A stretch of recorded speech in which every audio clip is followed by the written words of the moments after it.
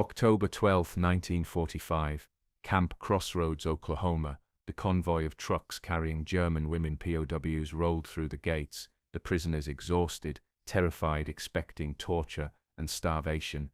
That night in the mess hall, American cooks placed something on their plates they'd never seen before. The first woman to taste it froze mid-bite, tears streaming down her face. Within seconds, the entire hall went silent.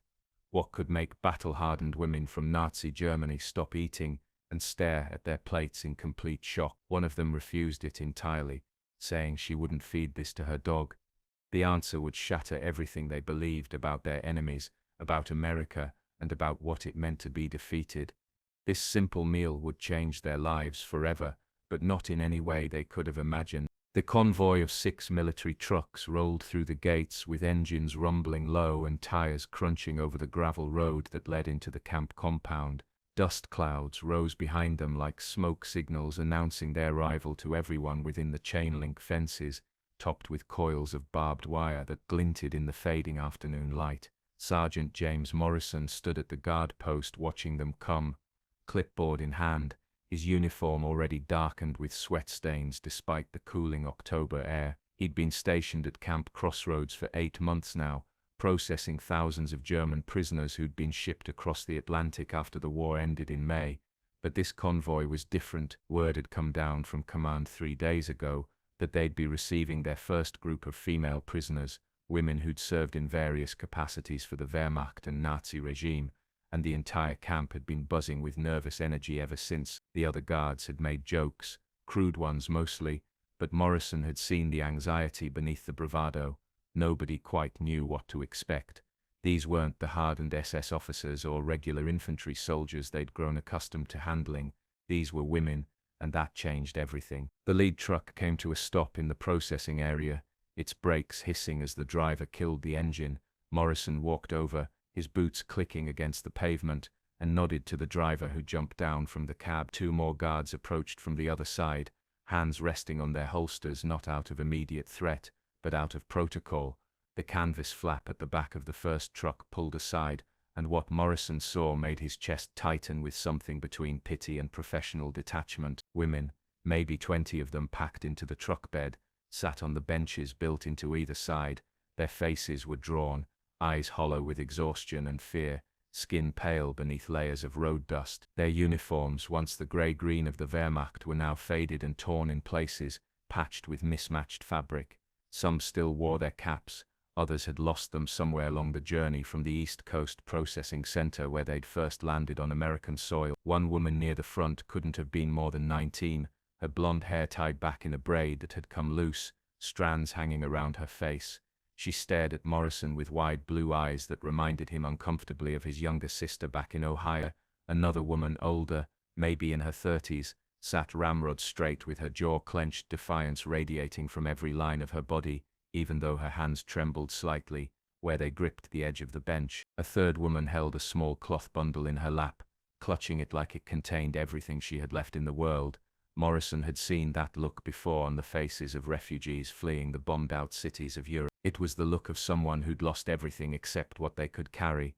The guards began the process of helping them down from the trucks, and Morrison noticed how some of the women flinched at the touch, their bodies tensing as if expecting violence. Others simply moved like automatons, following instructions with blank expressions that spoke of resignation so complete it had become a kind of armor. They'd been told about Camp Crossroads during their processing, given the basic information about what to expect, but Morrison knew that words meant nothing compared to walking through those gates, not knowing if you'd ever walk back out. The propaganda they'd been fed for years painted Americans as brutal savages, and even though Germany had lost the war and the truth was slowly emerging about the atrocities committed in the name of the Third Reich, beliefs didn't die easily. These women had been raised on stories of American barbarity, of soldiers who showed no mercy, of a nation driven by greed and violence. Now they were at the mercy of that nation, and the terror in their eyes showed they expected the worst. The second truck emptied, then the third. By the time all 6 trucks had been unloaded, 112 women stood in the processing area, organized into rough lines by the guards who'd accompanied them on the journey. Some of the women swayed on their feet, dizzy from dehydration and the long hours cramped in the truck bed. The older woman Morrison had noticed earlier, the one with the defiant jaw, suddenly stumbled and would have fallen if the young blonde beside her hadn't caught her arm. The two exchanged a quick glance, something passing between them that Morrison couldn't quite read but recognized as the bond formed between people who'd survived hell together. Captain Rebecca Walsh emerged from the administration building, her footsteps quick and purposeful. She was the camp's liaison officer, responsible for coordinating between the military administration and the prisoners, and she'd been preparing for this day since the notification came through. Walsh was a 32-year-old career officer who'd served in North Africa and France, who'd seen combat and death, and had earned the respect of every man under her command through sheer competence and unshakable composure. Morrison had heard she'd volunteered specifically to handle the female prisoners, arguing that having a woman in a position of authority might help ease the transition. Now she stood before the assembled prisoners, her uniform crisp and her expression carefully neutral, and began speaking in fluent German, her voice carried across the yard, calm and clear, explaining the camp rules and what they could expect. The prisoners listened in stunned silence. Whatever they'd expected, it clearly wasn't a woman officer, addressing them in their own language with anything approaching basic human decency. Walsh explained that they would be processed, given medical examinations, assigned barracks, and provided with clean uniforms and basic necessities. She explained the work assignments, the meal schedules, the recreation hours. She explained that violence of any kind would not be tolerated, that escape attempts would be punished, but that otherwise they would be treated according to the Geneva Convention, and with the basic dignity all human beings deserved. Some of the women's faces showed disbelief, others showed cautious hope, a few showed nothing at all, too exhausted or traumatized to process what they were hearing.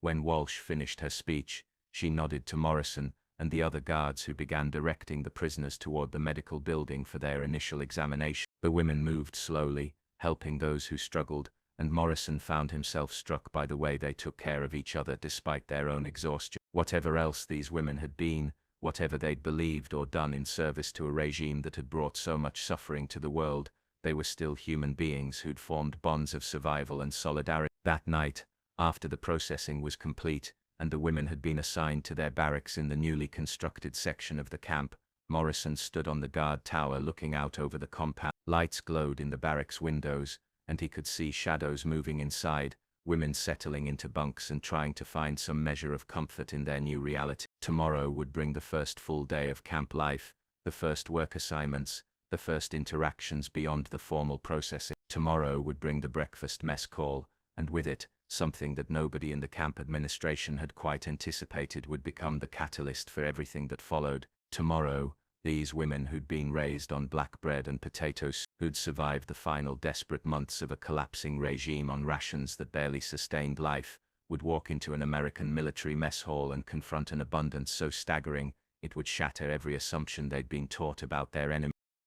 August 1952, 7 years after the war ended, Elizabeth Hoffman stood in the kitchen of Washington's smokehouse in Richmond, Virginia, surveying the organized chaos of a busy Saturday dinner service with the practiced eye of someone who'd spent years perfecting her craft. The restaurant had opened 3 years ago, fulfilling Samuel Washington's dream of bringing authentic barbecue to his hometown, and against all odds it had become successful enough to expand twice and hire a staff of 12. Elizabeth was the head prep cook and Washington's right hand in the kitchen, her skills honed through years of practice and study, until she could match him technique for technique, her instincts for flavoring and timing as sharp as anyone he'd ever worked with. The dining room beyond the kitchen doors was packed with customers, black and white dining together in a way that was still uncommon in Virginia. Despite the restaurant's reputation for incredible food, Washington had insisted from the beginning that his establishment would serve everyone equally, had refused to implement the segregation that most restaurants maintained, and somehow his sheer force of personality combined with the quality of the food had made it work where others might have failed. Elizabeth finished checking the smokers outside, massive custom-built units that Washington had designed himself, where dozens of briskets and pork shoulders cooked low and slow over hickory wood. The smell still transported her back to that first overwhelming breakfast at Camp Crossroads, still carried echoes of shock and disbelief and cognitive dissonance, but now it was layered with 7 years of memories and experiences that had transformed it into something complex and personal. She'd chosen to stay in America when the time came to make that decision, had gone through the complicated process of applying for permanent residency, working with lawyers and dealing with bureaucracy and facing suspicion from Americans who weren't sure they wanted former enemies settling in their communities. Washington had vouched for her, had provided employment and character references, had helped her navigate systems that were bewildering and often hostile. It hadn't been easy. There were people who refused to eat at the restaurant when they learned a former German soldier worked there, people who called her Nazi regardless of what she'd actually done or believed, people who would never see her as anything but the enemy. But slowly, through consistent presence and genuine skill and Washington's unwavering support, she'd built a place for herself. Back inside, the evening rush was in full swing. Orders flew in from the servers, tickets lining up on the rail, and Elizabeth moved through her stations with fluid efficiency, plating dishes, checking temperatures, ensuring everything met the standards Washington had drilled into her over years of patient teaching. Beside her, Marcus, a young black man who'd come on as an apprentice 2 years ago, worked on side dishes with increasing confidence. Elizabeth had taken him under her wing the way Washington had taken her, passing on not just technique but philosophy, the belief that food prepared with care mattered, that feeding people well was its own form of respect and connection. During a brief lull between waves of orders, Washington came over to check on things, and they stood together watching the organized chaos of the kitchen. He said something he'd mentioned before, but which still moved her every time, that he was proud of what she'd become, proud of the journey she'd made from that terrified prisoner to this confident professional. He said it gave him hope, not just for her but for the broader possibility of change and growth and healing even after profound trauma. Elizabeth thanked him quietly, emotion tightening her throat the way it always did when he spoke with such open generosity. She thought about how improbable this all was, that she'd ended up here in this kitchen in Virginia working alongside a man who'd had every reason to hate her, building a life that felt meaningful and even occasionally joyful despite the weight she still carried. After service ended and the kitchen was cleaned and prepped for the next day, Washington asked Elizabeth to stay for a few minutes. They sat at one of the dining room tables, the restaurant dark and quiet now, and he poured them both coffee from the pot that stayed hot all day. He said he had something to discuss with her, that he'd been thinking about succession planning, about what would happen to the restaurant when he eventually retired. He said he was getting older, wasn't quite ready to step away yet, but needed to start thinking about the future, and he wanted to offer Elizabeth a partnership, wanted to make her part owner of the restaurant and position her to eventually take over full operations when the time came. Elizabeth stared at him in shock, unable to process what he was offering. He wanted to make her, a former enemy prisoner, a former Nazi supporter, who'd been complicit in unimaginable evil, a partner in his business, the thing he'd worked toward his entire life. It seemed impossible. Washington smiled gently and said he knew it was a lot to take in, but he meant it. He said she'd proven herself over 7 years, had demonstrated not just skill but character, had shown that people could change and grow and become something other than what they'd been. He said she reminded him of what his grandmother used to say, that the measure of a person wasn't where they started, but where they ended up, not the mistakes they made, but how they responded to those mistakes. He said he believed in her capacity to carry forward the values the restaurant represented, the belief that food prepared with care could bring people together, across divides, could create small moments of grace and connection even in a divided world. Elizabeth felt tears streaming down her face and didn't try to stop them. She said yes, said she'd be honored, said she'd work every day for the rest of her life to be worthy of his trust. Washington reached across the table and squeezed her hand, his expression warm with something that might have been fatherly pride. They sat like that for a while,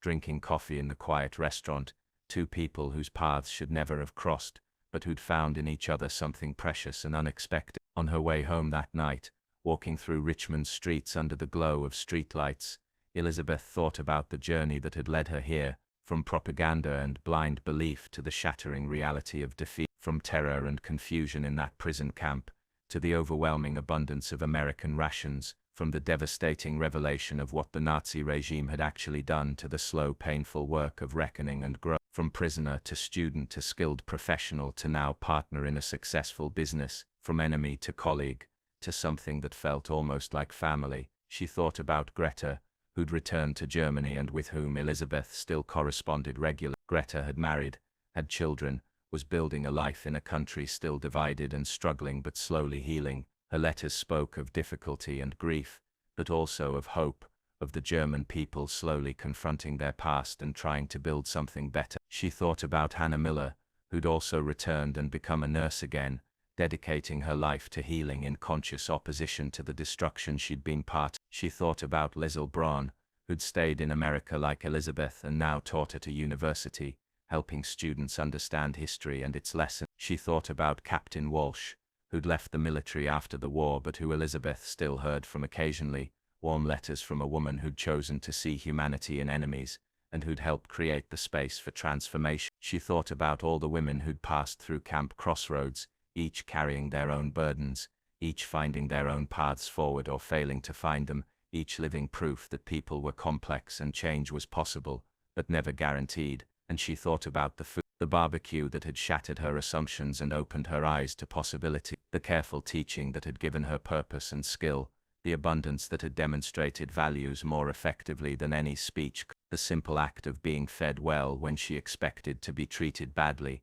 the cognitive dissonance that had cracked open beliefs that needed to be questioned. She'd spent 7 years learning that food was more than sustenance, that the act of cooking for others was an act of care and respect, that sharing meals could bridge divides that words couldn't cross. She'd learned it from Washington, who'd learned it from his grandmother, who'd understood it in the worst circumstances imaginable, and now she'd spend the rest of her life trying to live those values, trying to create through her work the kind of grace and connection that had saved her when she didn't deserve saving. It wasn't redemption. She'd never believed in redemption for what she'd been part of, what she'd supported even unknowingly, what she'd failed to question when questioning was her moral obligation. The guilt would never fully leave her, the knowledge of what the Nazi regime had done would haunt her forever, the complicity would remain a permanent scar on her soul, but maybe that was appropriate. Maybe carrying that weight was necessary, was the price of being allowed to continue living and building and trying to do better. Maybe the point wasn't to achieve redemption but to acknowledge the impossibility of it,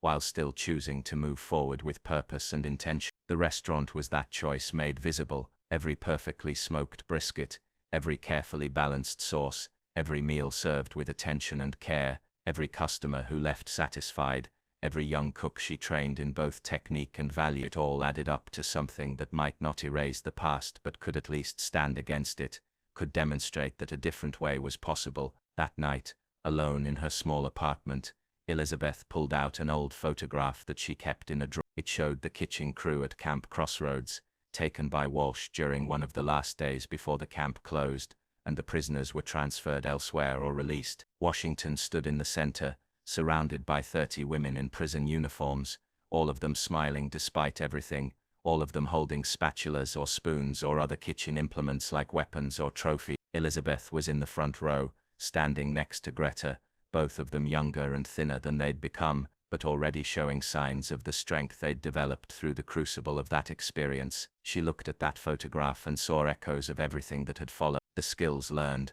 the relationships forged, the values demonstrated through action rather than words, the patient transformation of enemies into something more complex and human, the recognition that change was possible even after the worst atrocities, that people could grow and learn and become better than they'd been if they chose to do the hard work. The food had been the catalyst, the abundance that seemed impossible, the care put into meals for prisoners, the barbecue that took hours to prepare, patience and smoke transforming tough meat into something tender and flavorful, a metaphor so obvious, it would have been heavy-handed if it hadn't been so genuinely effective. 7 years later, Elizabeth understood what she couldn't have understood then. The Americans at Camp Crossroads hadn't been trying to manipulate the prisoners, or break them psychologically or make them grateful. They'd simply been demonstrating their values, showing through consistent action that they believed human dignity mattered even for enemies, that kindness wasn't weakness, that defeating an adversary didn't require becoming monstrous. They'd been planting seeds,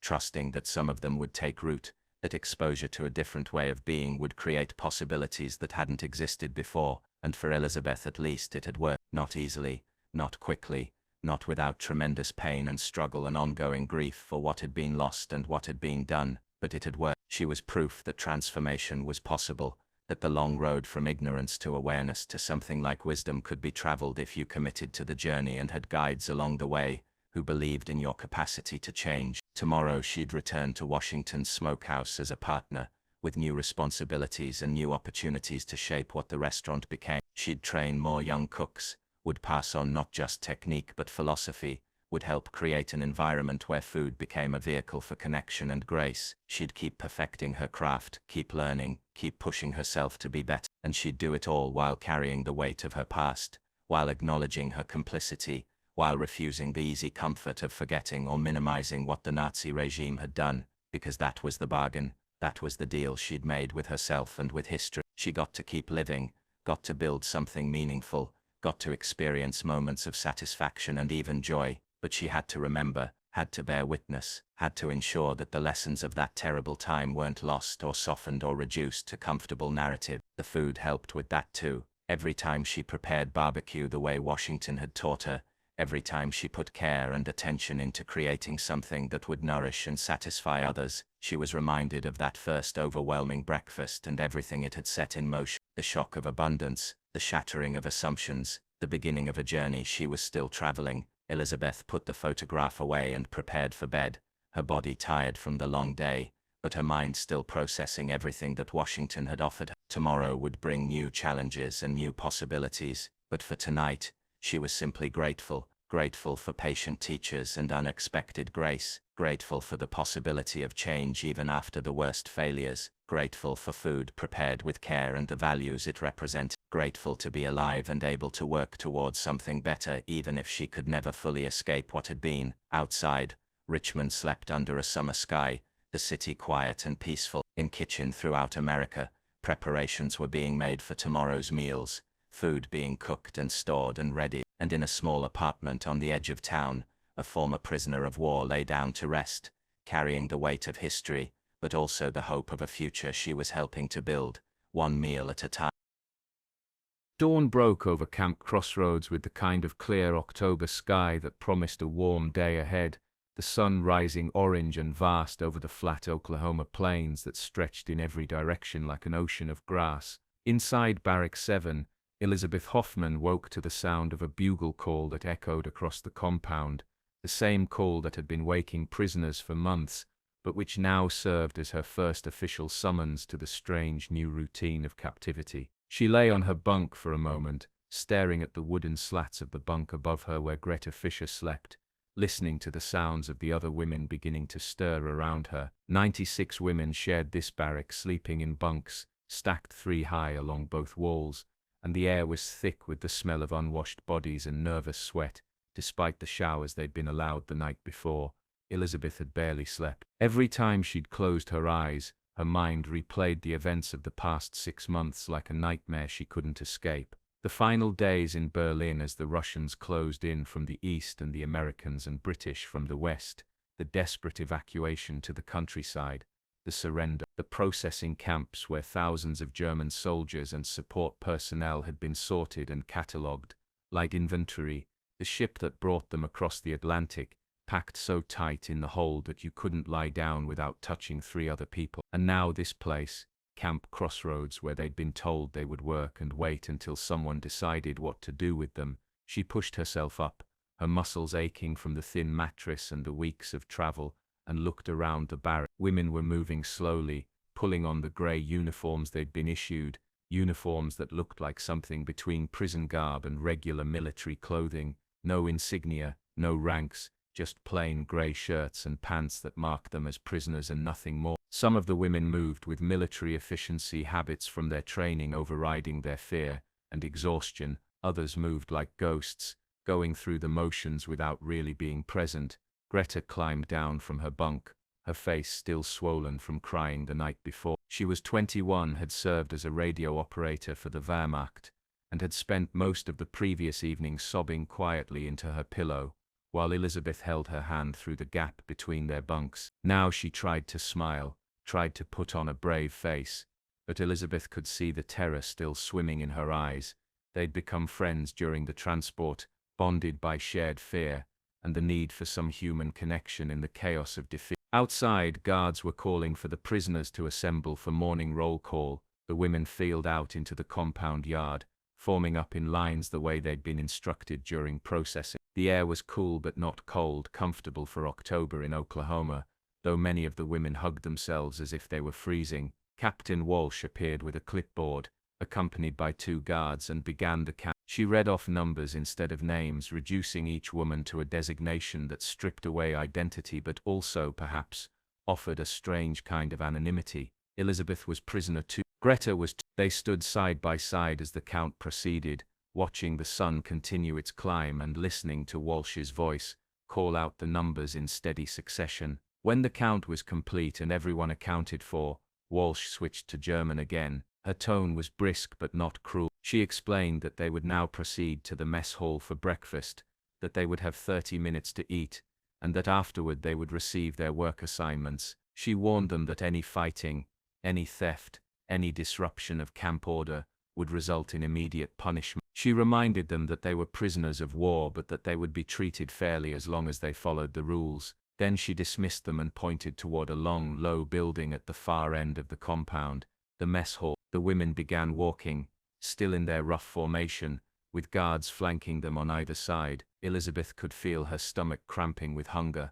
The last real meal she'd eaten had been 2 days ago, a bowl of thin soup and a chunk of hard bread at the processing station in New Jersey. Since then it had been crackers and water during the train ride west. Her body felt hollow, running on nothing but adrenaline and fear, and despite her anxiety about what this day would bring, the promise of food was almost overwhelming. Beside her, Greta whispered something under her breath, a prayer maybe, and Elizabeth reached out to squeeze her hand quickly before letting go. They pushed through the double doors of the mess hall and stepped into a space that made Elizabeth stop in her tracks. The mess hall was enormous, easily big enough to hold 500 people, with long tables and benches arranged in neat rows. Industrial lights hung from the ceiling, casting harsh white light over everything. At the far end was the serving area, a long counter with steam tables behind it, where men in white cooks' uniforms were moving around, preparing something that Elizabeth couldn't see yet, but could smell.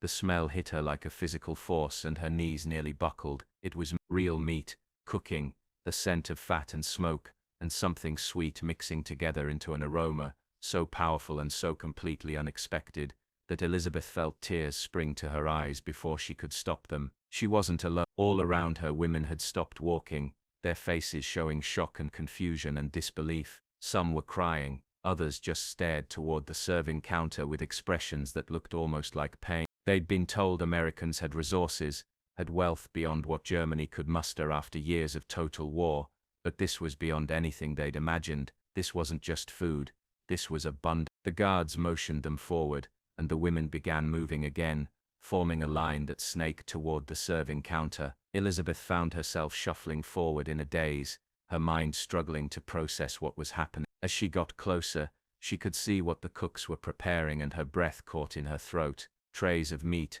piled high, glistening with sauce, bowls of something white and creamy, baskets of bread, real bread, golden and fresh, containers of what looked like corn, bright yellow and steaming, and more, so much more, spread across the serving area like some kind of impossible feast. When she reached the counter, a young cook with red hair and freckles smiled at her and said something in English that she didn't understand. He gestured to her tray, the metal tray she'd been handed at the start of the line, and began loading it with food, a pile of meat, thick slices dripping with dark sauce, a scoop of the white creamy substance that she would later learn was called coleslaw, 2 pieces of bread, a serving of the corn, a small dish of something that looked like beans in a sweet-smelling sauce. The tray was heavy by the time he finished, heavier than any meal tray she'd held in the last 3 years of war. Elizabeth stared at it, at this impossible amount of food, and felt something break inside her chest. She moved to a table in a daze and sat down,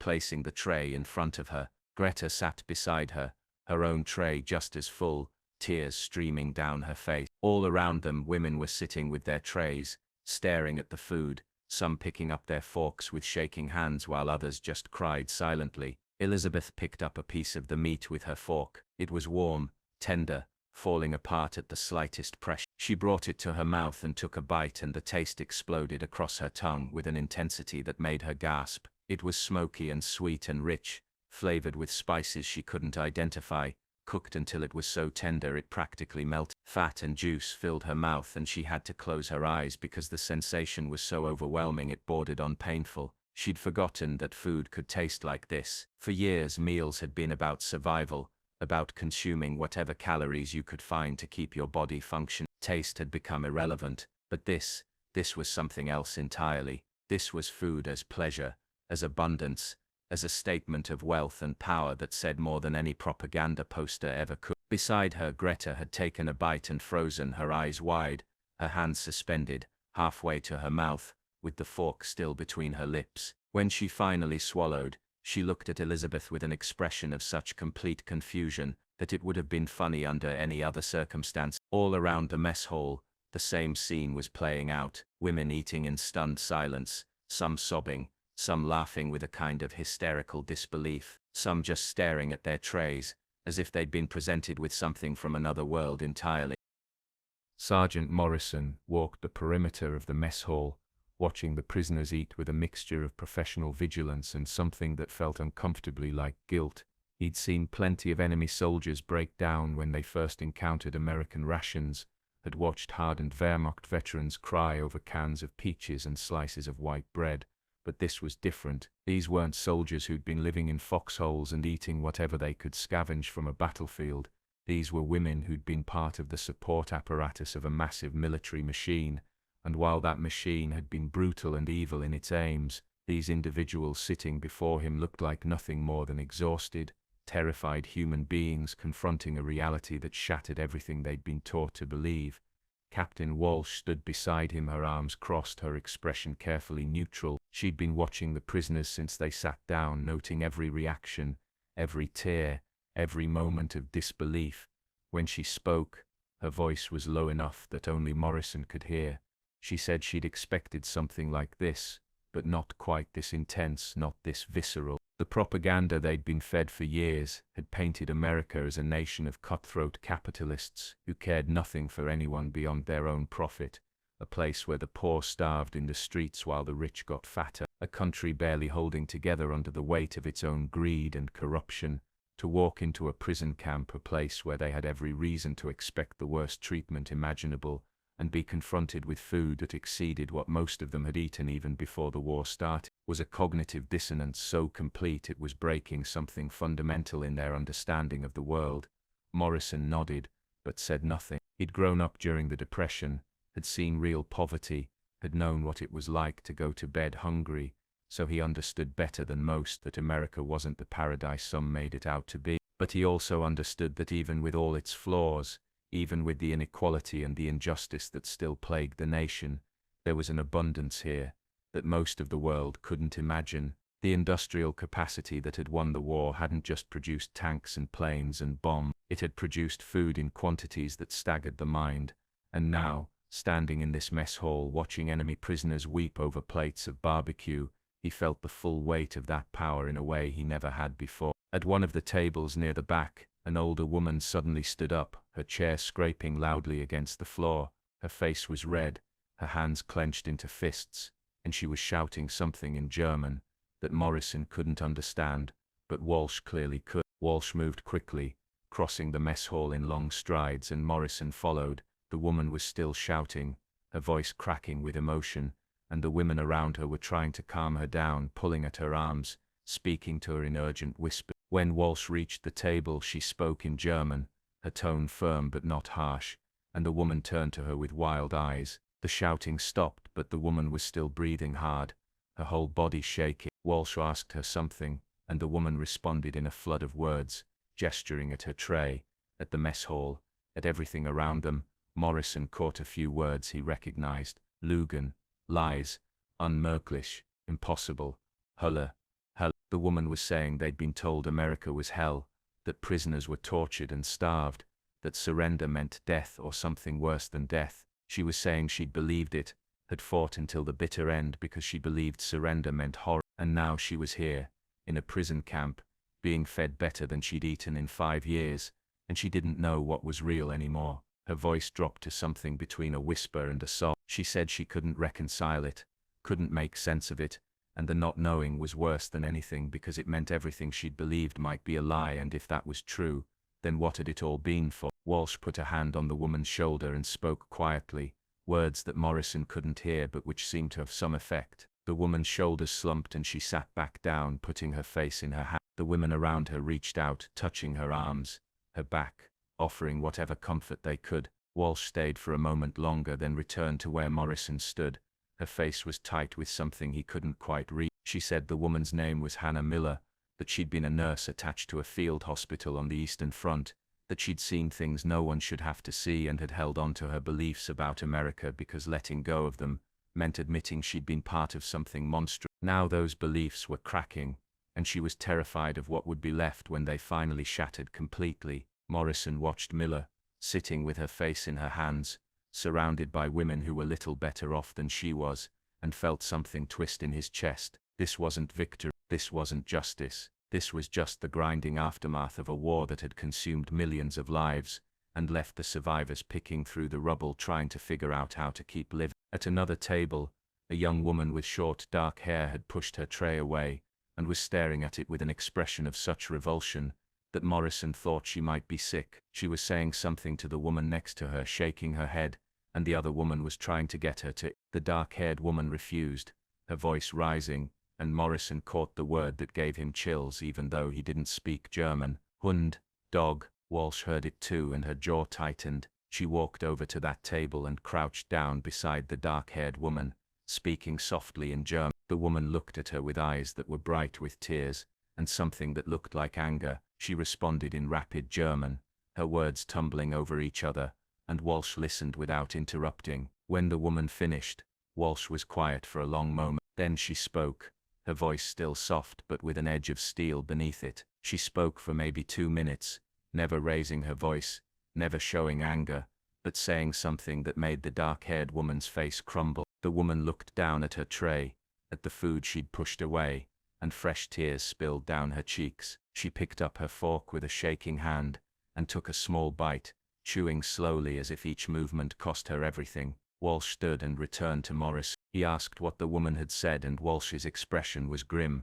She explained that the woman had said she wouldn't feed this food to her dog, that it was too good, that it made no sense for prisoners to eat this way. Walsh had told her that maybe that was the point, that maybe the difference between America and the regime she'd served was exactly this, the belief that even enemies deserved to be treated like human beings, that cruelty for its own sake was not strength, but weakness. She'd told her that accepting the food didn't mean accepting what had happened or forgetting the war, it just meant acknowledging that she was still alive and still human and still deserving of sustenance. The woman hadn't wanted to hear it, but she'd understood it, and that understanding was what broke her. Morrison looked around the mess hall at the 112 women slowly eating their breakfast, each one processing their own private crisis of belief and identity, and wondered what the hell they were supposed to do with all this broken humanity. The answer came to him slowly. They were supposed to do exactly what they were doing, feed them, house them, treat them with basic decency. Not because these women necessarily deserved it, not because they were innocent, or because their service to an evil regime could be forgiven or forgotten, but because that was what separated civilization from barbarism. That was what it meant to win a war without becoming the monster you were fighting against. The meal continued in relative silence after that, the women eating slowly, some finishing everything on their trays, while others could only manage a few bites before their stomachs rebelled against the richness and quantity. When the 30 minutes were up and Walsh called for them to clear their trays and assemble outside for work assignments, they moved like people in a dream, going through the motions while their minds struggled to catch up with their new reality. Morrison watched them file out into the morning sunlight and wondered what tomorrow would bring, whether this would get easier or harder as the days passed, whether these women would eventually accept their situation or whether every meal would be another crisis of cognitive dissonance. After breakfast came work assignments and Elizabeth found herself standing in a group of 30 women listening to Captain Walsh explain in German that they would be assigned to kitchen duty. The mess hall operated around the clock to feed the entire camp population, Walsh explained, which included not just the female prisoners, but also several hundred male German POWs housed in a separate section of the compound, plus all the American military personnel who staffed the facility. That meant constant cooking, constant cleaning, constant preparation, and the kitchen staff needed all the help they could manage. Elizabeth felt a strange mixture of relief and dread at the assignment. Relief because kitchen work meant being indoors, meant access to food, meant work that was physically demanding but not brutal. Dread because it meant being confronted 3 times a day with the same abundance that had shattered her during breakfast, meant watching that food being prepared and served and consumed in quantities that still seemed impossible. Walsh led them back into the mess hall and through a set of double doors into the kitchen area beyond. The space was enormous, industrial in scale, with massive stoves and ovens lining one wall, huge refrigeration units along another, and preparation tables filling the center. The heat hit Elizabeth immediately, the air thick with steam and smoke and the lingering smells of breakfast. Half a dozen American cooks were already working on lunch preparations, moving with practiced efficiency, and they looked up when the prisoners filed in. One of them, a heavy-set man with grey hair and a face like weathered leather, stepped forward. Walsh introduced him as Chief Cook Harold Bennett, explained that he'd been running military kitchens for 20 years, and said he'd be supervising their work. Bennett looked them over with an expression that gave nothing away, then began speaking in slow, deliberate English that Walsh translated. He explained that kitchen work was hard work, that he expected everyone to pull their weight, that he wouldn't tolerate laziness or carelessness, but that if they did their jobs well, he'd treat them fairly. He pointed to different areas of the kitchen, explaining the workflow, the storage systems, the safety protocols. He emphasized cleanliness, said he ran a clean kitchen, and expected everyone to maintain standards. Then he split them into groups and assigned each group to one of his experienced cooks for training. Elizabeth found herself paired with Greta and 4 other women, assigned to a cook named Samuel Washington, a tall black man with gentle eyes and hands that moved with surprising delicacy despite their size. He smiled at them, a genuine smile that reached his eyes, and said something in English that Walsh translated as "welcome to his kitchen." He hoped they were ready to work. He led them to a preparation area where several massive slabs of meat sat on a stainless steel table, each one easily 20 pounds or more. Elizabeth had never seen so much meat in one place in her entire life. Washington picked up a knife, a long blade that he handled with the ease of long practice, and began demonstrating how to trim the meat, how to remove the excess fat, how to cut it into portions. His movements were fluid, confident, and Elizabeth found herself mesmerized by the way he worked. He spoke as he demonstrated, his voice low and steady, and Walsh moved between the groups translating. He explained that this was beef brisket, that it came from cattle raised on ranches in Texas and Oklahoma, that it would be slow cooked with a special sauce until it was tender enough to fall apart. He said this was traditional American barbecue, a style of cooking that went back generations, that was about patience and smoke and getting the flavors just right. When he finished his demonstration, he handed knives to each of the women and gestured for them to try. Elizabeth took hers with trembling hands, the blade heavy and unfamiliar. She'd cooked before, of course, had helped her mother prepare meals growing up, but that had been simple food, potatoes and cabbage and occasionally a chicken if they were lucky. This was different. This was taking an amount of meat that could feed her family for a month and cutting it into pieces for a single meal for people who were supposed to be her jailers. She made the first cut,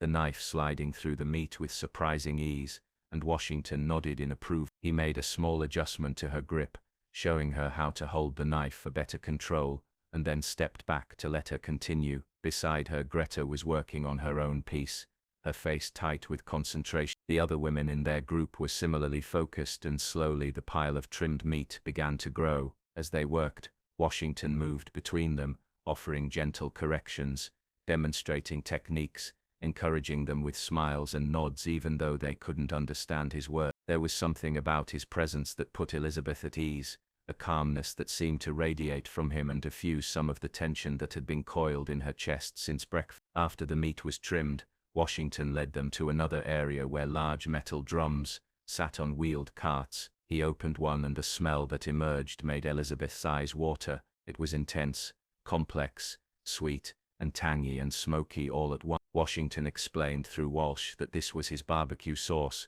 his own recipe that he'd been perfecting for 15 years. He said every pitmaster had their own secret blend, their own ratio of ingredients, and this was his. He showed them how to apply the sauce to the meat, how to coat it evenly, how to make sure every surface was covered. Then he led them outside behind the mess hall, where Elizabeth saw something she'd never encountered before. A massive smoker, a metal structure easily 12 feet long and 4 feet tall, with thick black pipes rising from one end releasing thin streams of smoke into the October air. Washington opened the side door and heat rolled out like a wave. Inside, racks held dozens of pieces of meat already cooking, their surfaces dark and glistening. The smell was overwhelming, intoxicating, and Elizabeth felt her stomach clench with hunger despite having eaten less than 2 hours ago. Washington showed them how to load the new pieces of meat onto the racks, how to monitor the temperature, how to adjust the airflow to maintain the perfect cooking environment. He explained that the meat would cook for hours,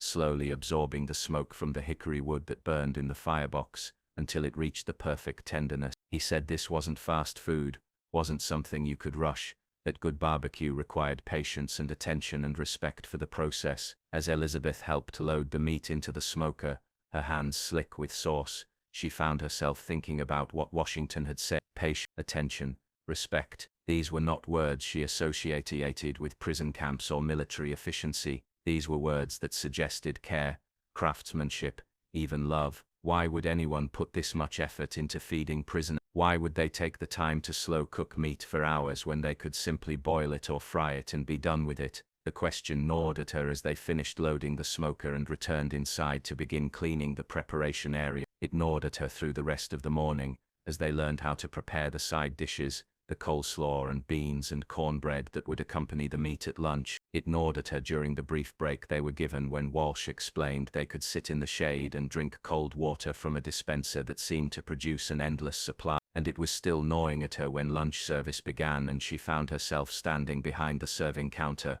watching American soldiers and German prisoners alike file through the line to receive their portions of the same food she'd spent the morning preparing. The American soldiers took their trays with barely a glance, the abundant food so normal to them it warranted no special attention, but the male prisoners, men who'd been in the camp longer and had grown somewhat accustomed to American rations, still showed signs of disbelief. They stared at the portions, at the meat piled high, and some of them said things to Elizabeth in German as they passed. Danke, thank you, or sometimes just looks, expressions of gratitude mixed with shame and confusion that mirrored her own feelings. When a young prisoner, couldn't have been more than 20, reached her position in the line, he looked at her with tears in his eyes and said something that made her hands freeze on the serving spoon. He said his younger brother had died in the final weeks of the war, had starved to death in the ruins of Berlin while the adults fought over scraps, and if they'd understood what surrender actually meant, they could have saved him.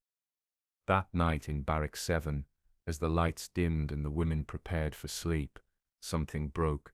Elizabeth lay on her bunk listening to the whispered conversations happening all around her, conversations that had been building all day as the women processed what they'd experienced. Some were saying they should be grateful, that whatever else happened at least they wouldn't starve. Others were saying it was a trick, that the Americans were fattening them up for some purpose they didn't yet understand, that no one did something for nothing and eventually the bill would come due. Still others were silent, lost in their own thoughts, trying to reconcile the propaganda they'd believed with the reality they were living.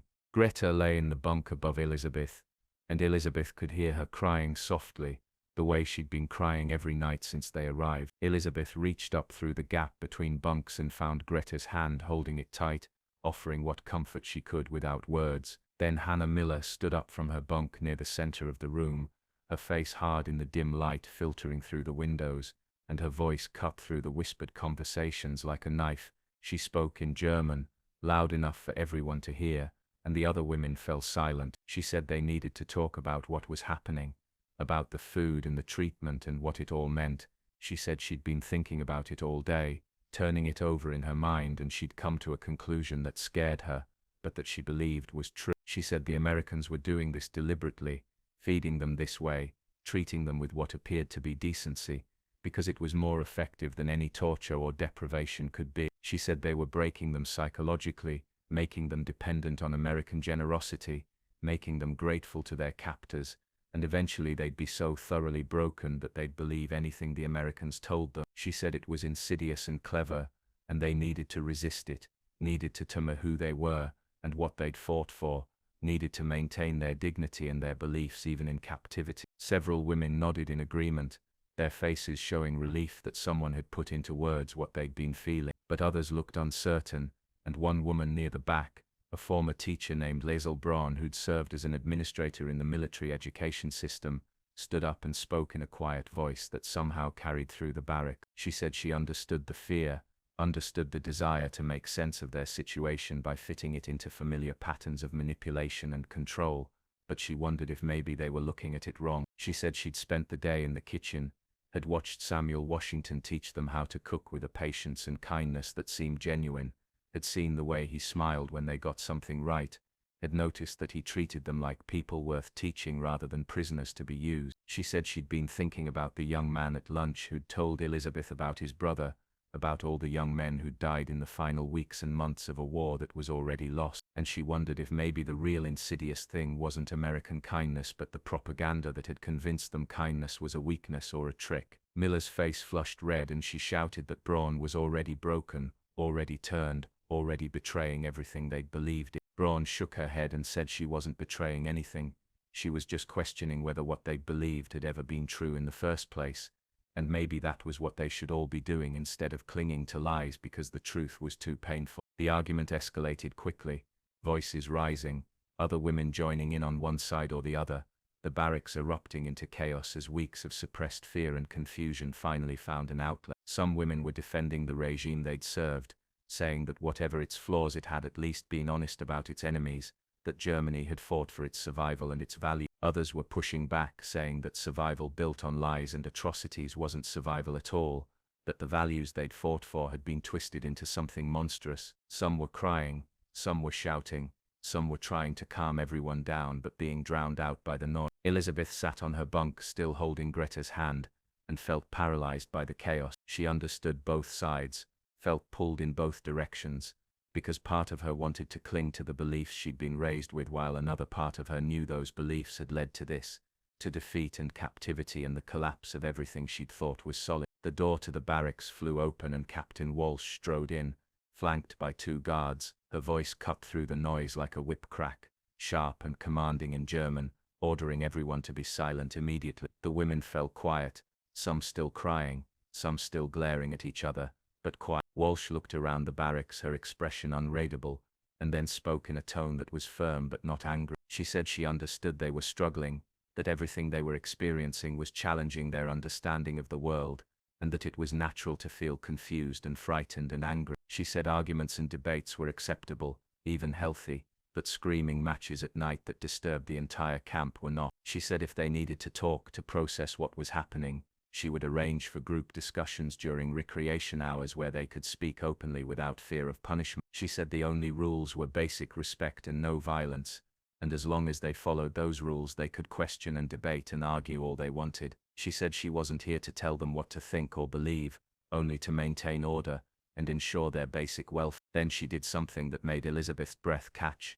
Walsh said she knew it was hard to trust anything she said because she represented the country that had defeated them and was now holding them prisoner. She said she couldn't prove her sincerity, couldn't make them believe that the food and treatment were genuine rather than manipulation, because trust had to be earned over time through consistent action. But she said she would make them one promise. She promised that as long as she was liaison officer for this camp, she would never lie to them. She might not tell them everything, might have to keep military secrets or security information confidential, but anything she did tell them would be the truth as she understood. She said they didn't have to believe her now, but she hoped that over time her actions would demonstrate the truth of her words. The barracks was silent when she finished. Walsh looked around one more time, nodded, and then left with her guards, closing the door behind her. For a long moment, no one spoke. Then Miller sat down on her bunk, her shoulders slumping, and put her face in her hands. Braun sat down too, looking exhausted. Around the barracks, women slowly settled back into their bunks, the energy that had fueled the argument draining away, and leaving only weariness behind. Elizabeth lay back down, staring at the bunk above her, listening to Greta's breathing gradually slow as she cried herself to sleep. She thought about Walsh's promise, about whether it was possible to trust an enemy, about whether refusing to trust was protecting her, or just keeping her trapped in a cage of her own making. She thought about Samuel Washington's gentle corrections in the kitchen, about the young prisoner who'd lost his brother, about the abundance that surrounded them in this place that was supposed to be punishment but felt like something else entirely. She thought about the barbecue they'd served at lunch, the meat that had taken hours to prepare, the care and attention that had gone into making it perfect. She thought about what Washington had said through Walsh's translation, that good barbecue required patience and respect for the process. Maybe that was what this was too, not a trick or manipulation but patience, a belief that even in the aftermath of war, even between former enemies, there could be something like respect if you gave it time and didn't force it. Maybe the Americans weren't trying to break them. Maybe they were just trying to show them a different way of being, a different set of values, and trusting that over time the contrast would speak for itself. Or maybe Miller was right and this was all calculated psychological warfare designed to make them compliant and grateful. Elizabeth didn't know, couldn't know, not yet, not after just one day, but lying there in the darkness, listening to the breathing of 95 other women who were just as lost and frightened as she was, Elizabeth made a decision. She would watch, she would do her work in the kitchen, and pay attention to how she was treated, and how others were treated, and she would judge based on what she saw, rather than what she'd been told to believe, and maybe eventually, she would figure out what the truth actually was. 3 weeks passed at Camp Crossroads, and Elizabeth settled into a routine that would have been unimaginable during those first chaotic days: wake at dawn to the bugle call, morning roll count in the yard, breakfast in the mess hall, where the abundance no longer shocked her quite as much, though it still felt surreal. Then 8 hours in the kitchen, working under Samuel Washington's patient supervision, learning techniques and recipes that seemed to belong to a completely different world than the one she'd known. Lunch service, more kitchen work, dinner service, recreation hours in the yard or the barracks, lights out at 10. Repeat. The work was hard, physically demanding in ways that left her exhausted by evening, but it was also strangely satisfying. There was something meditative about the repetitive tasks, the chopping and stirring and cleaning, the way her hands learned to move with increasing confidence and skill. Washington was a good teacher, stern when they made mistakes but never cruel, quick to praise when they did something right. He'd started teaching them more complex techniques, showing them how to make the barbecue sauce from scratch, how to judge when meat was done by feel rather than time, how to season dishes to bring out their full flavor. Through Walsh's translations and increasingly through gestures and demonstrations that transcended language barriers, he was sharing knowledge that felt precious, the accumulated wisdom of years of experience. Elizabeth found herself looking forward the work in a way that confused her. She was a prisoner. This was forced labor. She should resent it, should resist it, should maintain her anger and her distance, but instead she felt grateful for the distraction, for the purpose, for the way Washington treated her like someone whose skills mattered. The other women in her group seemed to be experiencing similar shifts.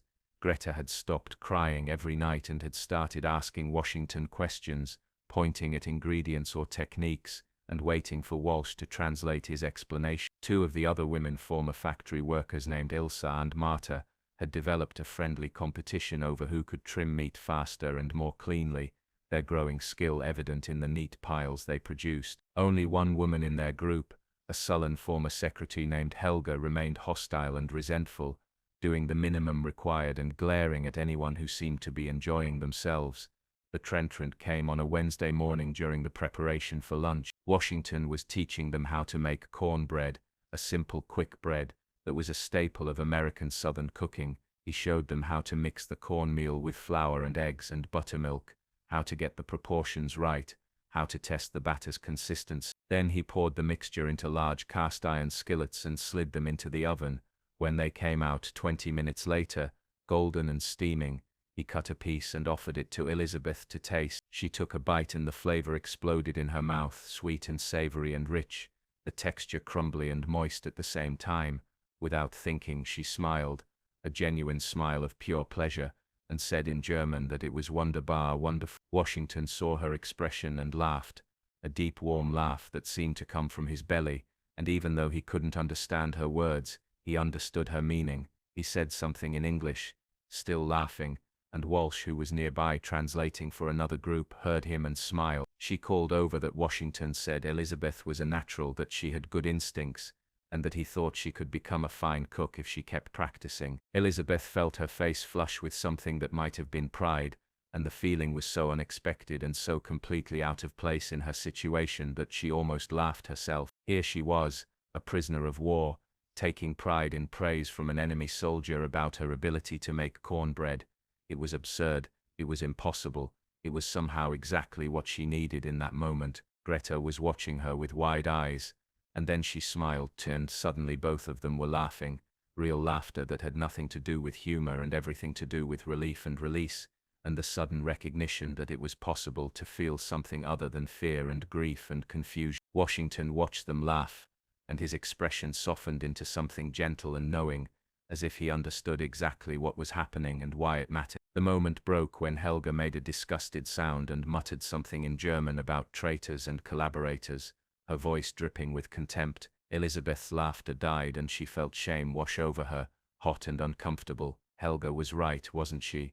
How could she laugh? How could she take pleasure in this? How could she forget even for a moment what had happened and where she was and who she was? But Washington must have sensed the shift in mood because he stepped closer and spoke directly to Elizabeth in English, his voice gentle, and Walsh translated without being asked. He said there was no shame in finding joy in good work and good food, that the world had seen enough suffering, and if they could create small moments of pleasure and connection, then that was something worth doing, that cooking was about more than just feeding bodies. It was about nourishing spirits and building community. He said his grandmother had taught him that, had been a cook for a wealthy family in Virginia, and had used her food to create moments of grace and humanity, even in situations that denied her own humanity. He said food was powerful not because it could control people, but because it could remind them of what it meant to be alive, to be connected to others, to be part of something larger than their individual suffering. Elizabeth listened to the translation and felt something crack inside her chest, some wall she'd been maintaining beginning to crumble. She looked at Washington and saw in his dark eyes a sadness that matched her own, a recognition of suffering that created a bridge between them. Despite everything that separated them, she realized with a shock that he understood what it meant to be treated as less than human, understood what it meant to survive by finding small moments of dignity and connection, understood that kindness in the face of cruelty wasn't weakness, but was perhaps the only real form of resistance available to people with no power. Later that day, during lunch service, Elizabeth stood behind the counter as usual, serving portions to the prisoners and soldiers who filed through the line. A group of male prisoners came through, men who'd been in the camp longer, and who nodded to her with familiar recognition. One of them, an older man with a heavily scarred face who always thanked her in a courtly manner, stopped when he reached her position and spoke in German. He said he'd been a mathematics professor before the war, had taught at the university in Munich, and he wanted her to know that what she and the other women were doing in the kitchen mattered. He said the food they prepared was helping the men remember that life could include pleasure and care, that not everything had to be about mere survival. He said that might seem like a small thing,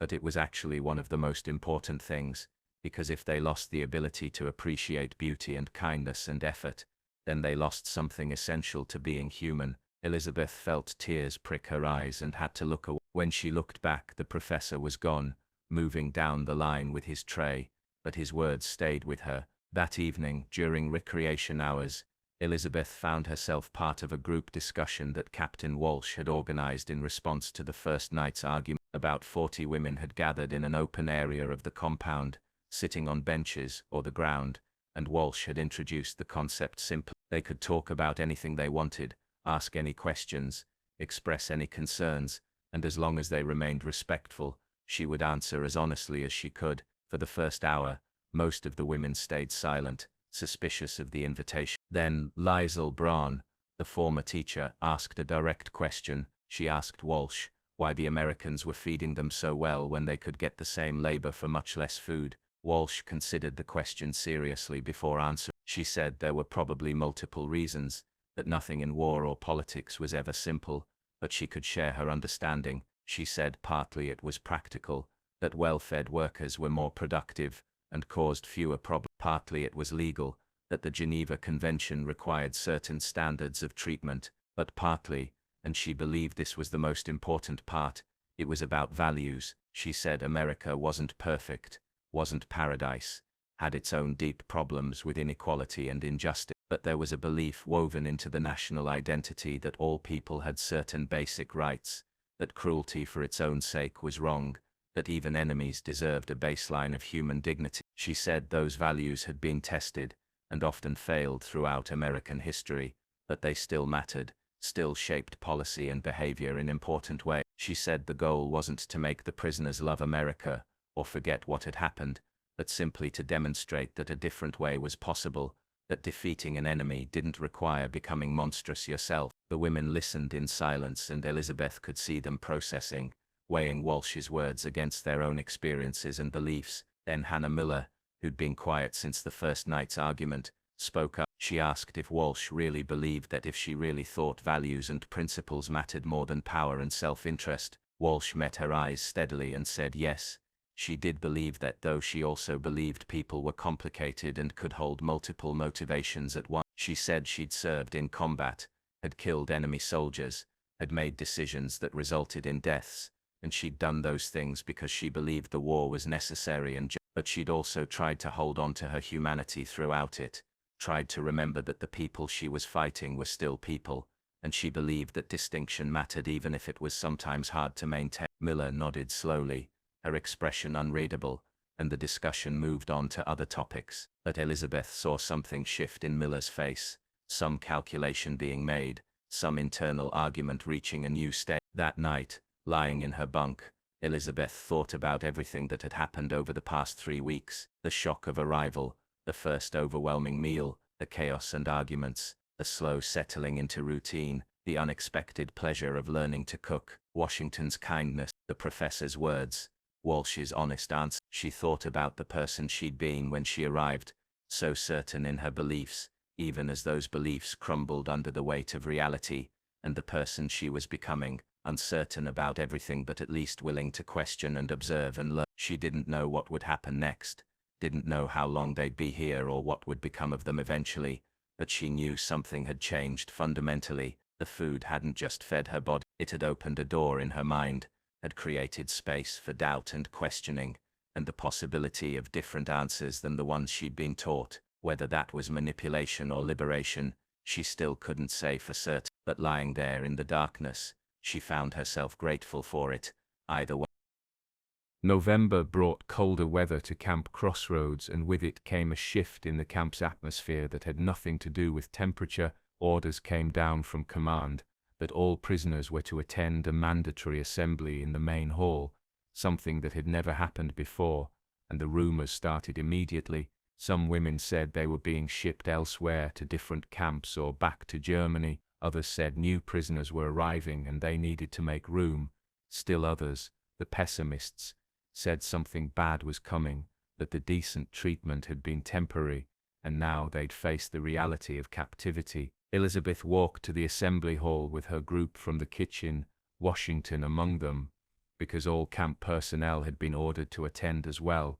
He caught her eye and gave her a reassuring smile, but she could see concern in his expression too. Whatever this was, it was significant. The hall filled quickly, women on one side, male prisoners who'd been brought from their section on the other, American personnel standing along the walls.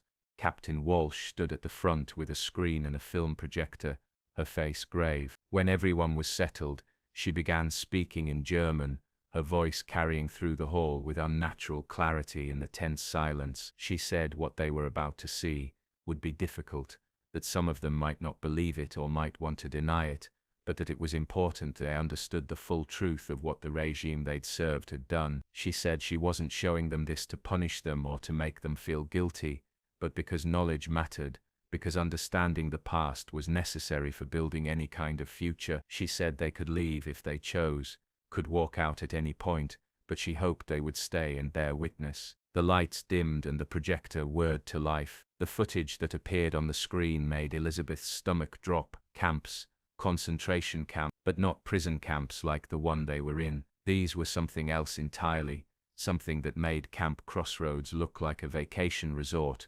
By comparison, barracks packed so tight with skeletal prisoners that they could barely move, mountains of corpses stacked like cordwood, mass graves filled with thousands of bodies, gas chambers disguised as showers, cremation ovens working around the clock, prisoners reduced to walking skeletons, their eyes hollow with suffering beyond comprehension. American and British soldiers liberating the camps, their faces showing horror and disgust at what they found, survivors who could barely stand, barely speak, barely believe they'd lived through it. The footage continued for 45 minutes, and in that time Elizabeth felt her entire understanding of the world collapse. She'd known there were camps, everyone had known about the camp, but the official story had been that they were work camps, that they held criminals and enemies of the state, that they were harsh but necessary for security. This was not harsh necessity, this was systematic extermination, this was industrial-scale murder. This was evil so profound and so organized that it defied comprehension. Around her, women were crying, some sobbing openly, others making small sounds of distress. Some were shaking their heads in denial, muttering that it had to be propaganda, had to be fake, couldn't possibly be real. But Elizabeth looked at the footage and knew it was real. She could see it in the eyes of the liberating soldiers, in the faces of the survivors, in the sheer scope and systematic nature of the horror. This was what she'd been part of, not directly, not knowingly, but part of nonetheless. She'd served a regime that did this, had believed its lies, had defended its actions, had dismissed the rumors as enemy propaganda, and all the while she'd been filing papers or delivering messages or doing whatever small tasks she'd been assigned, this had been happening. When the film ended, and the lights came back up, the hall was silent except for the sounds of weeping. Walsh stood at the front, her own face showing strain, and spoke again in German. She said she knew this was overwhelming, knew they'd need time to process what they'd seen. She said she wasn't asking them to feel guilty for what others had done, wasn't holding them personally responsible for the decisions of Nazi leadership, but she was asking them to acknowledge the truth, to understand what the regime they'd served had actually been, and to think about what that meant for their own beliefs and their own future. She said the American command had debated whether to show this footage to POWs, had worried about the psychological impact, but had ultimately decided that knowledge was better than ignorance even when that knowledge was painful. She said they would have access to counseling if they needed it, would be able to talk about what they'd seen, would not be punished for their reactions or their feelings. Then she dismissed them and the prisoners filed out in stunned silence. Elizabeth walked back to the barracks in a daze, barely aware of her surroundings. Around her, other women were having different reactions. Some were still denying it, insisting it was fabricated. Others were defending the regime, saying that even if it was true those people must have done something to deserve it. But most were simply silent, processing, trying to reconcile what they'd seen with what they'd believed. That night, the barracks erupted again, but this time the character of the argument was different. Before, it had been about whether to trust their captors, whether the kind treatment was genuine or manipulation. Now it was about something far more fundamental. It was about whether they bore any responsibility for what had been done in their name. Hannah Miller stood in the center of the barracks and spoke in a voice that shook with emotion. She said she'd been a nurse, had treated wounded soldiers, had saved lives, and she refused to be lumped in with camp guards who'd murdered innocents. She said she'd had no knowledge of the extermination camps, had believed the official stories about work camps, and she could not be held accountable for atrocities she'd known nothing about. Laezel Braun responded quietly, but firmly. She said ignorance wasn't innocence, that they'd all chosen not to ask too many questions, chosen to believe comfortable lies rather than uncomfortable truth. She said she'd heard rumors for years, whispers about what was happening to Jews and other undesirables, and she'd dismissed them as exaggerations, because believing them would have required her to act and she'd been too afraid to act. She said that made her complicit, made all of them complicit, because evil required not just perpetrators but bystanders who looked away. The argument raged for over an hour, voices rising and falling, women taking different positions, some clinging to denial while others wrestled with guilt and shame, and anger at having been deceived. Elizabeth sat on her bunk and said nothing, listening to it all, feeling something hardening in her chest. She thought about the young prisoner who'd told her about his brother starving in Berlin. She thought about all the people who'd died in those camps, millions of them, while she'd been going about her life believing she was serving something noble. She thought about the food she'd been eating for the past month, the abundance that had seemed so shocking, and realized with bitter clarity why the Americans had made that choice. It wasn't manipulation, it wasn't even really kindness, it was a statement. It was saying, look at the difference between us, look at what we believe about human dignity, look at what you served versus what we represent, and whether or not America lived up to its own ideals all the time, whether or not there was hypocrisy and injustice in American society too. The gap between providing barbecue to prisoners and systematically exterminating millions was so vast that it made all other arguments feel trivial. Eventually Captain Walsh came to restore order again, but this time she didn't just demand silence. She spoke at length, in German, about collective guilt and individual responsibility, about the difference between being a perpetrator and being complicit, about the hard work of rebuilding a moral framework after it had been shattered. She said none of them could change the past, couldn't undo what had been done, but they could choose what kind of people they wanted to be going forward. She said that was the only real question that mattered now. When she left, the barracks finally fell quiet, the women too exhausted emotionally to continue fighting. Elizabeth lay down and stared at the ceiling, her mind racing. She thought about Samuel Washington's grandmother, who'd been a cook for a wealthy family in Virginia. She realized with a jolt what that meant, that his grandmother had likely been a slave, or the descendant of slaves, had lived through, or inherited the legacy of American atrocities, and yet Washington had chosen to treat Elizabeth and the other German women with kindness and respect. He'd chosen to teach them, to share his knowledge, to find common humanity, even with people who'd served a regime that would have considered him subhuman. That choice suddenly seemed impossibly profound. She thought about the professor, who'd told her the food mattered, because it helped them remember how to be human. She thought about Walsh's promise to never lie, about the way that promise had been kept even when the truth was painful. She thought about the barbecue that took hours to prepare, the patience and care that went into making it perfect, the unstated message that even prisoners deserved something made with attention and respect. And she thought about the camps, the real camps, the death camp, the systematic murder of millions, the evil that she'd been part of, knowingly, or not, by choosing to serve and defend, and believe. Tomorrow she would return to the kitchen, would work under Washington's supervision, would prepare food that exceeded anything she'd eaten before the war, would serve it to prisoners and soldiers alike, would go through the motions of daily life in captivity, but she would do it with different eyes, with a different understanding. She would do it knowing that the abundance wasn't manipulation, but was perhaps a kind of mercy, an attempt to demonstrate that another way was possible. She would do it carrying the weight of knowledge that couldn't be unknowable, the burden of truth that would shape everything that came after. And somehow, despite everything, despite the horror and the grief and the crushing weight of complicity, she would keep going, because what else was there to do? The world had to be rebuilt, and it would be built by people like her, people who'd believed lies and served evil, and now had to figure out how to live with that knowledge and still find a way forward. The food would help, not because it erased anything or made anything better, but because it was a daily reminder that caring for people mattered, that small acts of humanity mattered, that choosing kindness over cruelty mattered. Even in the darkest circumstances, it wasn't enough, it would never be enough, but it was something, and maybe something was all anyone could offer in the aftermath of such profound evil.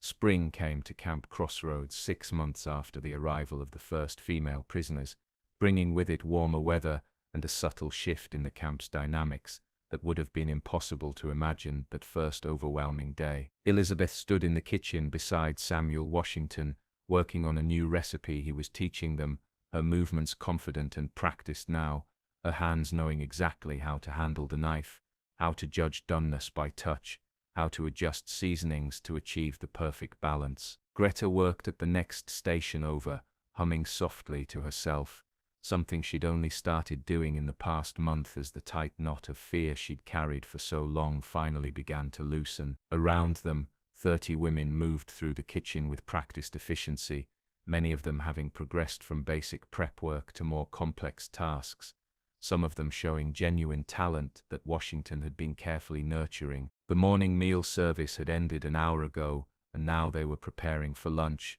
the familiar rhythm of the work creating a meditative quality that Elizabeth had come to appreciate. It gave her hands something to do while her mind processed everything that had happened, all the revelations and realizations and painful reckonings that continued to unfold even months after that devastating assembly. The camp had changed in visible ways since November. Mandatory education sessions had been added to the schedule, sessions where the prisoners learned about the true scope of Nazi atrocities, about the death camps and the systematic murder and the ideology that had driven it all. The sessions were difficult, often ending with women in tears or angry outbursts, but Walsh insisted they were necessary. She said they couldn't move forward without understanding the past, couldn't build new lives without acknowledging what the old lives had been built upon. Some women had broken completely under the weight of that knowledge, had retreated into denial or depression, had to be moved to a special barracks with more intensive supervision and care. But most, like Elizabeth, had found a way to keep functioning, had pushed through the horror and guilt and shame to reach something that might eventually become acceptance or at least understanding. The work helped, the routine helped, the food helped, and strangely, the community that had formed among the prisoners helped too, bonds forged through shared suffering and shared reckoning that created a foundation for something new. Washington called Elizabeth over to check her work, and she brought the pan she'd been preparing to his station. He examined it with his usual careful attention, then smiled and nodded approvingly, saying something in English that she'd learned to understand through months of repetition, even without Walsh's translation. "Good job, well done, keep going." Simple phrases that carried weight beyond their literal meaning, because they came from a man who'd chosen to see her as worth teaching, despite everything. She smiled back, still feeling that small flutter of pride that had shocked her so much the first time, no longer trying to suppress it or feel guilty about it. She'd learned that taking satisfaction in work well done wasn't betraying anyone, wasn't forgetting anything, was simply part of being human and staying sane. The door to the kitchen opened and Captain Walsh entered, but she wasn't alone. She was accompanied by a woman in civilian clothes, a woman who looked vaguely familiar, though Elizabeth couldn't immediately place her. Walsh called for everyone's attention and explained in German that this was Clara Hoffman, a representative from the International Red Cross who'd come to inspect the camp and interview prisoners about their treatment and condition. Several women stiffened at the announcement, old suspicions rising immediately, but Walsh continued in a calm voice. She said Clara would be speaking with prisoners individually and in groups over the next few days, that participation was voluntary but encouraged, and that her findings would be reported to international authorities and would help shape policies about POW treatment going forward. She said this was an opportunity for the women to share their experiences honestly, to voice concerns or complaints, to describe both the positive and negative aspects of their captivity.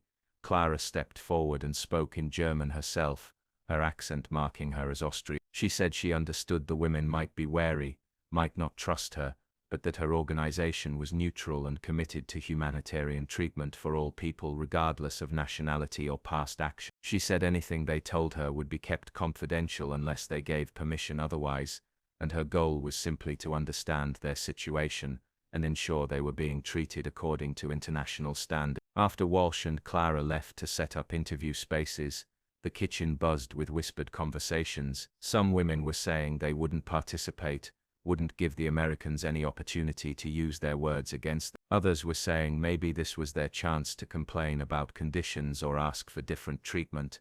Still others, like Elizabeth, were thinking about what it would mean to speak honestly about their experience, to try to capture the complexity of what the past 6 months had been. That afternoon, during recreation hours, Elizabeth was called for her interview. She found Clara waiting in a small office, sitting behind a desk with papers and forms spread out in front of her. Clara gestured to a chair and offered Elizabeth water, then began with simple questions: name, age, position during the war, circumstances of capture, basic information that established context. Then Clara's questions became more probing. How was Elizabeth treated when she first arrived? How had her treatment changed over time? Was she given adequate food, medical care, shelter? Was she forced to work more than a reasonable number of hours? Had she been abused or mistreated by any camp personnel? Did she feel safe? Did she have any complaints or concerns about conditions? Elizabeth answered carefully,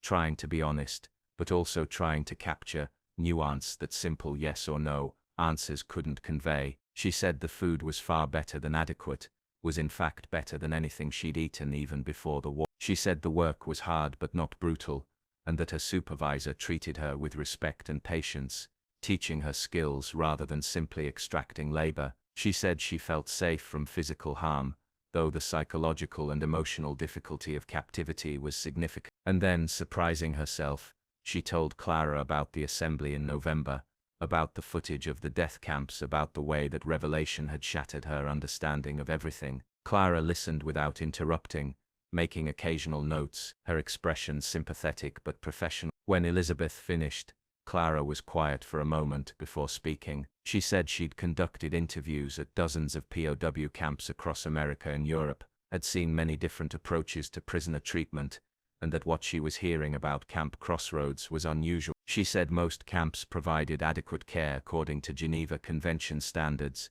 but the emphasis on quality of life and education here went beyond minimum requirements. She asked Elizabeth what she thought motivated that approach, whether she believed it was genuine humanitarianism or something more calculated. Elizabeth thought about the question seriously before answering. She said she'd spent months trying to figure that out, trying to determine if she was being manipulated, or if the Americans truly believed in treating prisoners with dignity. She said she still wasn't completely certain because human motivations were complex, and probably included multiple factors, but she'd come to believe that regardless of whether it was entirely genuine or partially self-interested, the treatment mattered because it demonstrated that a different way was possible, that defeating enemies didn't require becoming cruel yourself. She said the food specifically mattered because it represented care and effort beyond mere necessity, because someone had decided that even prisoners deserved meals prepared with attention and skill, and that decision said something about values that she'd been forced to reconsider. Clara nodded slowly and made more notes. She said that was an interesting perspective,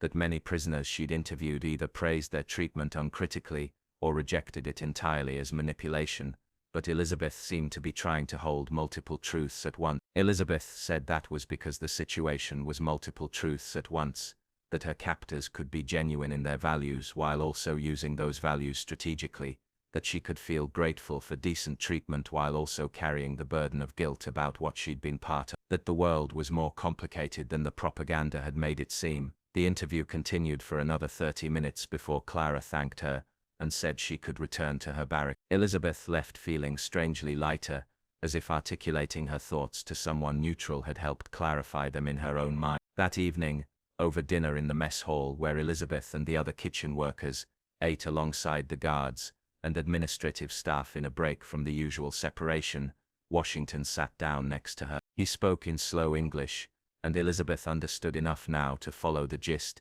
even without translation. He said he'd heard about the Red Cross interviews, wanted her to know that he'd told Clara the truth about his experience working with the female prisoners, said they'd been good workers and good students and he'd been glad to teach them. He said he knew this situation was hard for all of them, knew they carried heavy burdens, but he hoped they could see that they had value beyond their past, that who they'd been didn't have to define who they could become. Elizabeth felt tears prick her eyes and she nodded, not trusting herself to speak. Washington smiled gently and went back to eating his own dinner, giving her space to collect herself. Later, during the evening recreation hours, Walsh gathered the women for another group discussion, these sessions having become regular fixtures of camp life. This time the topic was about the future, about what would happen when the war's aftermath finally settled, and decisions were made about repatriation or resettlement. Walsh explained that the situation was complicated, that Germany itself was divided and devastated, that many prisoners didn't have homes to return to even if they wanted to go back. She said there were discussions happening at high levels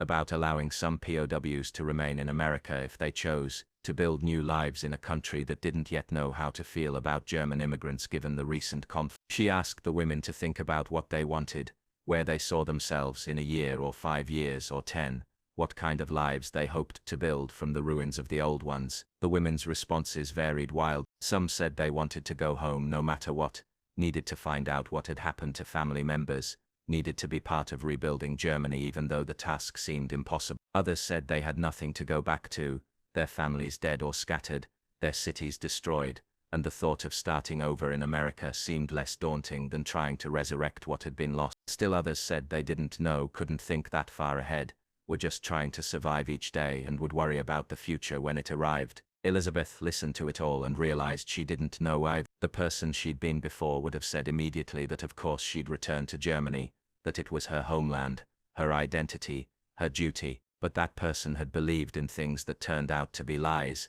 had served a regime that committed unimaginable atrocity. The person she was becoming didn't have those certainties anymore, was still trying to figure out what she believed and who she wanted to be. Maybe returning to Germany and helping rebuild was the right answer, a way of making amends, or at least contributing to something better than what had been. Or maybe staying in America and building something entirely new made more sense, a clean break from a past too painful to fully reckon with. She didn't know, but lying in her bunk that night, listening to the familiar sounds of the barracks, she thought about the path that had led her here, the propaganda that had shaped her beliefs, the slow collapse of everything she'd thought was true, the shock of abundance in a place she'd expected brutality, the patient teaching of a man who had every reason to hate her, the painful revelations about the regime she'd served, the slow building of new understanding, new skills, new purpose, the recognition that life could continue even under the weight of terrible knowledge. She thought about the barbecue that had shattered her assumptions that first morning, about how something as simple as food,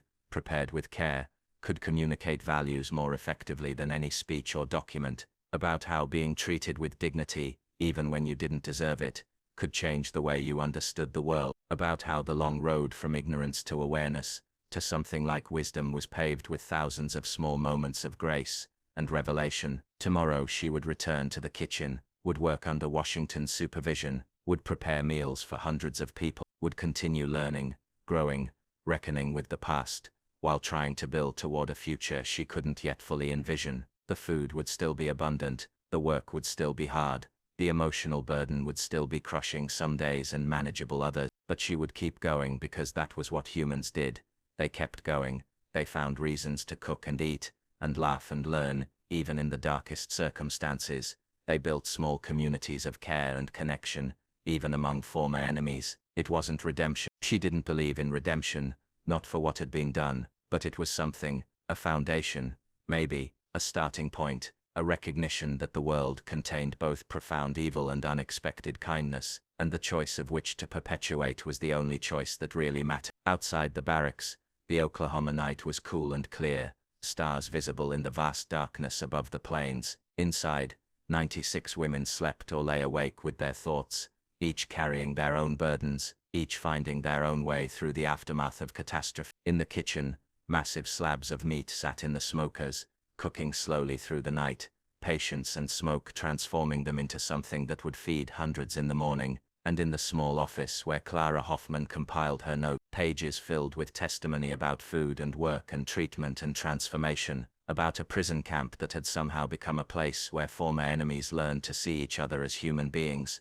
about the power of simple decency in the face of historical horror. The war was over, the reckoning was just beginning, but in Camp Crossroads, Oklahoma, in the spring of 1946, something improbable was happening. Not healing, not exactly, not forgiveness, which was perhaps too much to ask, but understanding, growth, the slow building of something new from the fragments of what had been destroyed, all of it starting with a simple question that had haunted Elizabeth since that first overwhelming breakfast. Why would anyone put this much care into feeding their enemies? She still didn't have a complete answer, but she was beginning to understand that maybe the question itself was the point, that the dissonance it created was meant to crack open assumptions and force reconsideration, that sometimes the most powerful weapon wasn't a bomb or a bullet, but a meal prepared with patience and respect. The long road ahead stretched into an uncertain future, but for now, in this moment, there was work to do, skills to learn, meals to prepare, small moments of grace to create and preserve against the darkness, and sometimes, just sometimes, that was enough. July brought oppressive heat to Camp Crossroads, the Oklahoma sun beating down relentlessly on the compound, until even the shade felt like an oven. Elizabeth had been in captivity for 9 months now, long enough that the routines had become second nature, long enough that she could barely remember the person she'd been when she arrived. The kitchen was especially brutal during the summer, the heat from the stoves and ovens combining with the outdoor temperature to create conditions that left everyone drenched in sweat within minutes of starting work.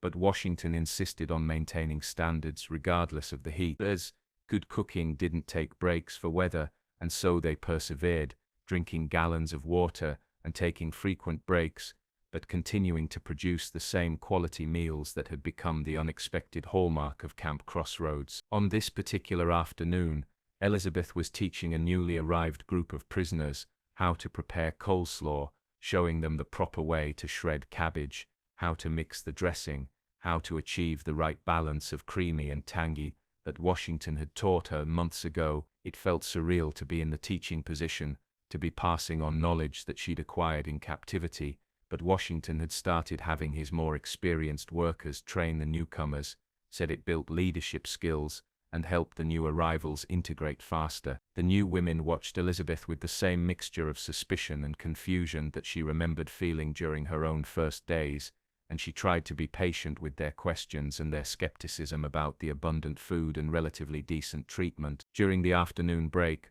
Walsh found Elizabeth and asked if she'd be willing to speak with a visiting official from Washington, D.C., someone who was evaluating POW programs and wanted to hear directly from prisoners about their experiences. Elizabeth agreed, curious about what this might mean, and followed Walsh to the administration building where she found a middle-aged man in a suit waiting in one of the offices. He introduced himself as Lawrence Patterson from the State Department, explained that he was part of a committee assessing the effectiveness of different approaches to prisoner rehabilitation and eventual reintegration. He wanted to understand how the educational programs and work assignments were impacting prisoners' attitudes and beliefs, whether the approach used at Camp Crossroads was producing meaningful results or just superficial compliance. Elizabeth settled into the chair across from him and considered how to respond to the question he hadn't quite asked yet.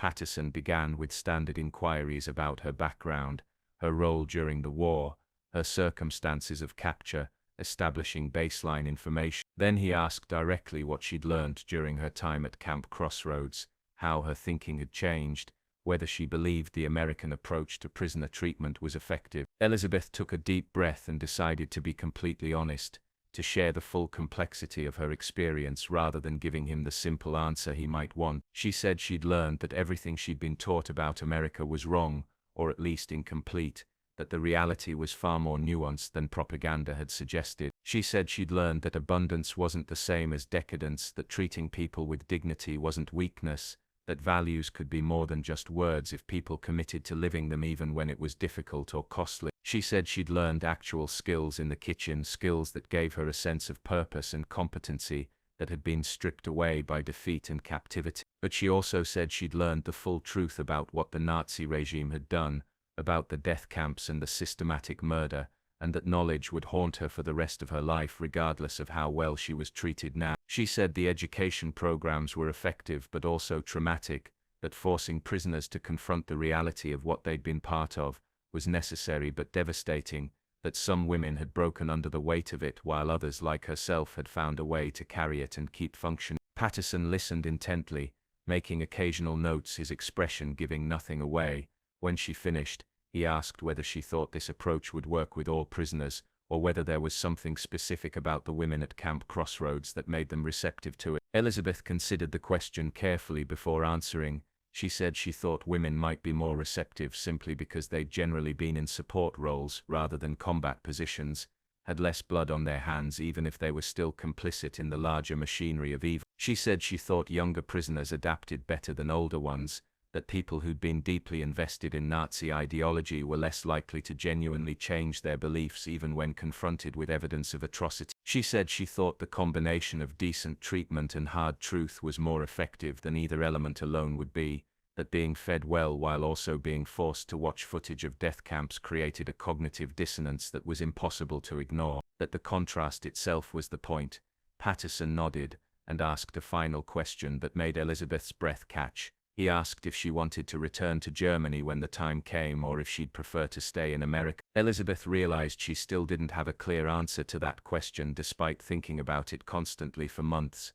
She said honestly that she didn't know, that both options seemed impossible in different ways. Germany was devastated, divided, occupied, barely recognizable as the country she'd grown up in. Returning meant confronting not just physical destruction, but also collective guilt, meant living in a society trying to rebuild itself while reckoning with unimaginable atrocity. But staying in America meant building a life in a foreign country, meant always being a former enemy, meant leaving behind family and friends and everything familiar, even if much of that had already been destroyed. She said maybe the question wasn't which option was better, but which option she could live with, which choice she could make and then commit to building something meaningful. Patterson thanked her for her honesty and said her perspective was valuable, that the government was still figuring out what to do with the thousands of German POWs who had no real homes to return to, whether allowing them to stay in America was wise or dangerous. He said people like Elizabeth, who'd genuinely grappled with the truth and shown capacity for change, represented the best-case scenario for this kind of program, but there were plenty of others who remained hostile or unrepentant, and the government had to figure out how to handle that spectrum of response. After the interview, Elizabeth returned to the kitchen to find Washington preparing dinner service with his usual focused intensity. She told him about the conversation and he listened thoughtfully before sharing something of his own. He said he'd been thinking about opening a restaurant when his military service ended, a proper barbecue place in his hometown in Virginia, and he'd been considering whether to offer Elizabeth a job if she ended up staying in America. He said she had real talent, had learned fast and worked hard, and he thought she could be good at this if she wanted to pursue it. Elizabeth felt emotion well up in her throat at the unexpected offer, at the vote of confidence from someone she'd come to respect deep. She said she'd think about it, wasn't ready to make any decisions yet, but was grateful he'd consider her despite everything. Washington smiled and said the past mattered, but it didn't have to define the future, that people could change and grow and become something other than what they'd been, and he believed that was true for individuals, and maybe for nations too. That evening's group discussion was particularly intense, focused on the question of collective guilt and individual responsibility. Hannah Miller, who'd been so hostile initially but had gradually softened over the months, spoke about her struggle to reconcile her own actions as a nurse with the broader atrocities of the regime. She said she'd saved lives, had treated wounded soldiers with care and skill, but she'd also been part of a military machine that enabled mass murder. She said she didn't know how to hold both truths at once, didn't know if her good actions could ever balance the evil she'd been complicit in even unknowingly. Liesl Braun responded with her characteristic thoughtfulness, saying that balance might be the wrong framework, that maybe it wasn't about weighing good against evil but about acknowledging both and then choosing what to do going forward. She said they couldn't change the past or undo what had been done, but they could choose to spend the rest of their lives working towards something better, trying to build rather than destroy, trying to see human dignity in others, and protect it rather than diminish. She said that wasn't redemption, wasn't forgiveness, wasn't absolution, that it was the only path available to people who wanted to be more than the worst things they'd been part of. The discussion continued for hours, women sharing their own struggles and insights, slowly building a shared understanding that the path forward was neither simple nor comfortable, but was perhaps the only honest way through the aftermath of catastrophe. Elizabeth listened to it all and felt something solidify in her chest, some decision she hadn't quite realized she was making. That night, lying in her bunk, she let herself imagine a future that had seemed impossible months ago. She imagined working in Washington's restaurant, learning more about cooking, becoming truly skilled at a craft that brought people pleasure and nourishment. She imagined building a life in America, strange and difficult as that would be, creating something new rather than trying to resurrect what had been destroyed. She imagined staying in touch with some of the women she'd met here,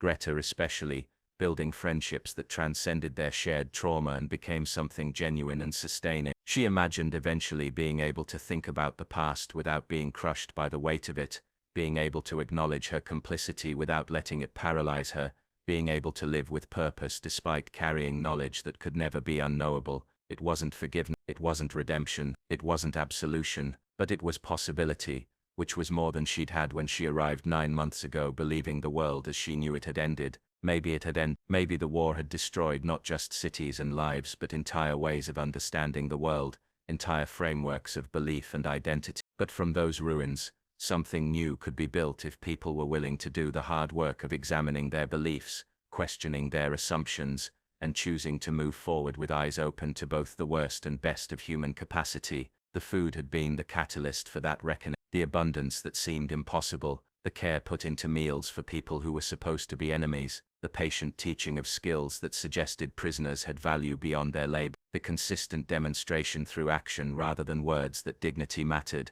that cruelty wasn't strength, that there were values worth living even when it would be easier to abandon them. Elizabeth still didn't know if she'd stay in America or return to Germany, still didn't know if she could ever really forgive herself for her complicity or find peace with her past, still didn't know what the future would bring, or whether the fragile understanding she'd built here would survive outside the strange bubble of Camp Crossroads. But she knew she was different than she'd been, knew something fundamental had shifted in how she understood the world and her place in it, knew that the simple act of breaking bread with former enemies had opened possibilities she never could have imagined, and that perhaps was enough for now.